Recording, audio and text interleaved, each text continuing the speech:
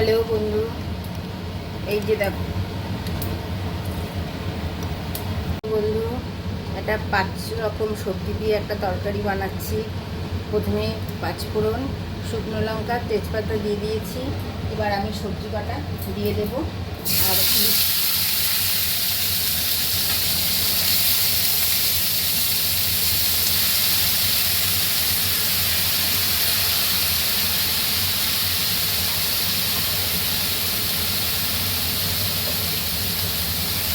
এর মধ্যে আছে পেঁপে, তারপরে আছে আলু, বেগুন, টমেটো, ক্যাপসিকাম আর কটা কাঁঠালের বিচি।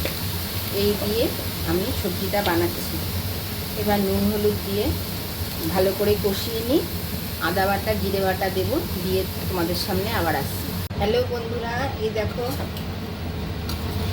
ধনে বাটা, জিরে বাটা আর একটু লঙ্কা গুঁড়ো আর দিয়েছি একটু আদা, জাস্ট গ্রেট করে দিয়েছি। দিয়ে এই যে একটু ভালো করে কষাতে হবে। যত কষাবে তত এই তরকারির টেস্টটা বাড়বে। এই যে আমি ঘি মাঝে দিয়ে কষাচ্ছি।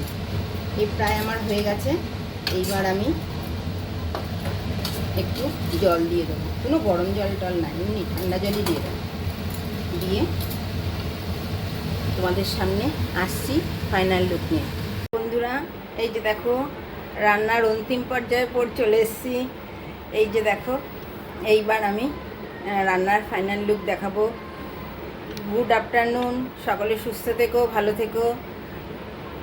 এই যে দেখো, এই যে এটা হচ্ছে রান্নার ফাইনাল লুক। এই যে খেতে খুব ভালো হয়। আর মাছের মাথাটা দিয়েছিলাম, ইলিশ মাছের 2টো মাথা ছিল কালকের, সেই মাথাটা দিয়ে কিন্তু তরকারিটা বানিয়েছি। ঠিক আছে বন্ধুরা, ভালো থেকো, সুস্থ থেকো, আমার চ্যানেলটাকে একটু সাবস্ক্রাইব করে দিও।